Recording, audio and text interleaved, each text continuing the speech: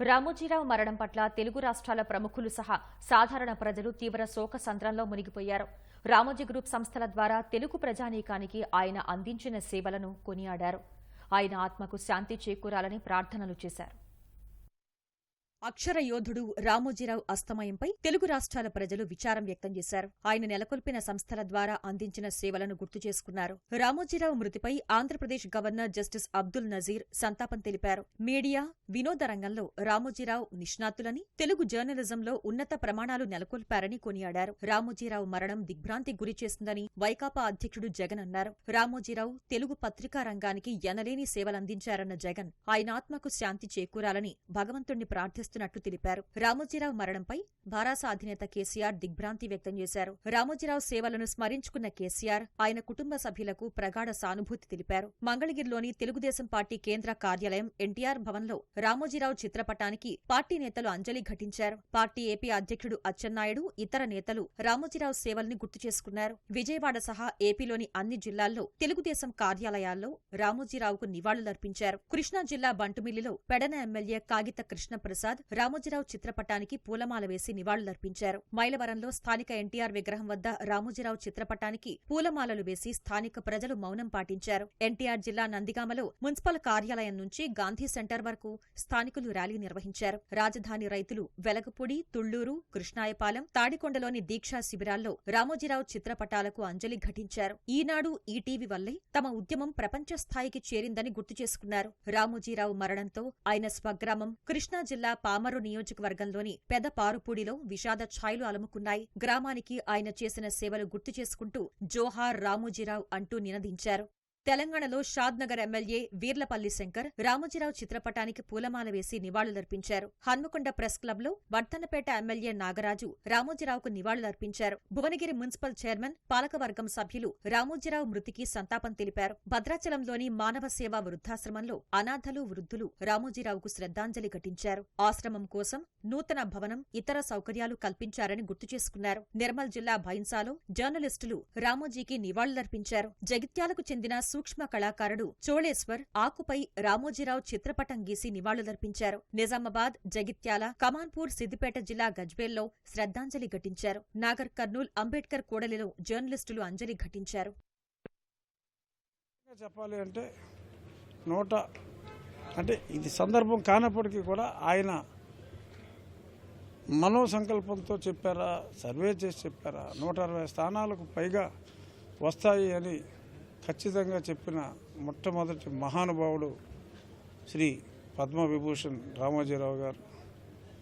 వారు లేని లోటు డెఫినెట్గా ఉంటుంది. కానీ వారి ఆశయ సాధనకై కిరణ్ గారు, శైలజ గారు, ఇంకా వారి కుటుంబ సభ్యులు అందరూ కూడా, ఎందుకంటే రామోజీరావు గారి లాగా ఆ లెగసీని కంటిన్యూ చేయటం అనేది మామూలు వల్ల కాదు. కానీ ఆ రామోజీరావు గారే ఇక్కడే ఉండి వారందరితో మరి ఆయనకన్నా మిన్నగా గైడ్ చేసి మరింత ఈనాడు, మార్గదర్శి, ఈ ఫిలిం సిటీ సంస్థల్ని మరింతగా అభివృద్ధి చేసి వారికి అంటే భగవంతుణ్ణి కాదు మన స్వయం కృషిని నమ్ముకోవాలి అని చెప్పి నమ్మి ఆఖరి క్షణం వరకు కూడా ఆచరించిన మహానుభావుడు రామోజీరావు గారి గురించి ఎంత మాట్లాడినా తక్కువే. వారు మొత్తం తెలుగువారి అందరి గుండెల్లో చిరస్థాయిగా ఆయన ఉంటారు.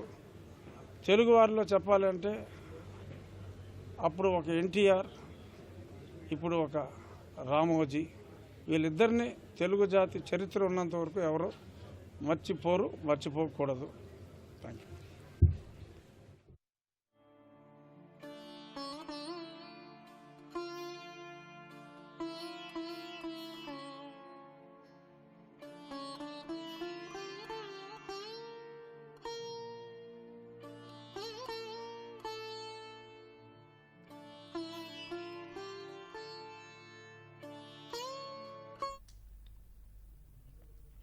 రామోజీరావు భౌతిక కాయానికి ఏపీ రాజకీయ పార్టీ నేతలు, ప్రముఖులు నివాళులర్పించారు.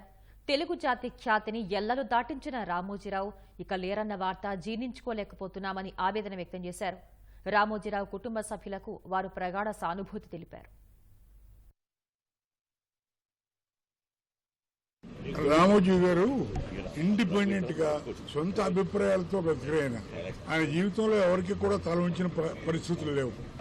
ఆయన నమ్మిన సిద్ధాంతానికి ఎప్పుడు కూడా మించి వేరే దానికి పోలేదు. ఆయన ఒక లెజెండ్. అంతటి మహోన్నతమైన వ్యక్తి వాళ్ళు లేకపోవడం ఈ రాష్ట్రానికి నష్టం, ఈ దేశానికి నష్టమే. ఆయన ఎంతో మందిని కూడా కుటుంబాలు కూడా కాపాడిన వ్యక్తి రామోజీరావు గారు. ఆయన లేని వార్త వినంగానే ఎంతోమంది షాక్ గురయ్యారు. నేనే పొద్దున తెల్లారితో తెలిస్తేనే ఎంతో బాధపడినాం. మా కుటుంబంలో ఒక పెద్ద దిక్క ఏదైనా మాకు కష్టాలున్నా ఆయనకి చెప్పుకునే వ్యక్తులు మేము. మా బాధలు ఏదైనా ఉన్నా చెప్తే కూడా మాకు ధైర్యం చెప్పి ఈ విధంగా మీరు నడుచుకోవాలని చెప్పే వ్యక్తి ఈరోజు మాకు లేరు. తెలుగు వాళ్ళ గుండెల్లో చిరస్థాయిగా నిలిచిపోయిన రామోజీరావు గారు ఒక ప్రింట్ మీడియా, ఒక electronic media, plus film city, పేదోళ్ళు మధ్యతరగతి వాళ్ళు పొదుపు చేసుకునే దానికి ఒక మార్గదర్శి. ఇటువంటి ఎన్నో చారిత్రాత్మకమైన ఆయన జీవితం. ప్రతిపక్షమైన జగన్మోహన్ రెడ్డి అయినా అదేవిధంగా ముందు ప్రజల మేలు, రాష్ట్ర భవిష్యత్తు గురించి ఆలోచించే మీడియా రామోజీ గారు. 50 ఏళ్ళు ఈనాడు ఒక అలవాటు అయిపోయింది. ఎవరైనా సరే ఉదయం లేచి మనం కాఫీ తాగాల, ఎటుంటుందో రిలీఫ్, అట్లా ఈనాడు పత్రిక చదివింది తెల్లారదు. అంత గొప్ప మనిషి. నాతో నేనంటే ఆయనకి ఆశీర్వదించేవాడు. నా ఇద్దరు పెళ్ళిళ్ళకి వచ్చి చాలాసేపు కూర్చొని టైం స్పెండ్ చేసి జీవితంలో మర్చిపోలేము. అందువలన కుటుంబ సభ్యులందరి తరఫున కూడా నేను వారికి నివాళులు అర్పిస్తూ భగవంతుడు వారి ఆత్మకు శాంతి కలిగించాలని, సద్గతి ప్రాప్తిచ్చేట్టుగా ఉండాలని చెప్పారని కోరుకుంటూ సెలవు తీసుకుంటాను.